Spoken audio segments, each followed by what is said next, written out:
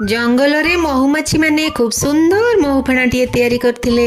दूररू देखि माछी मानकर बहुत लोभ हैला।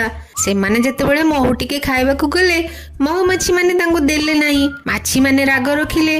महुमाछी माने फूलरू रेणु संग्रह करबाकू जाइथिबा बेले माछी माने आसी तांको फेणाकू अधिकार करनेले।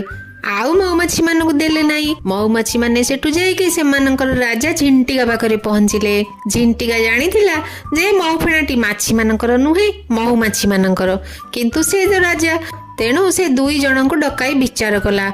माछी माने कहले महुफेणा आमर, महुमाछी माने कहले ना महुफेणा आमर। झिंटिका कहला ताहेले दुई दल बसिकी निज निजर महुफेणा तैयारी कर मो आगरे, मु देखिबी काहार से महुफेणा हेई परिबो।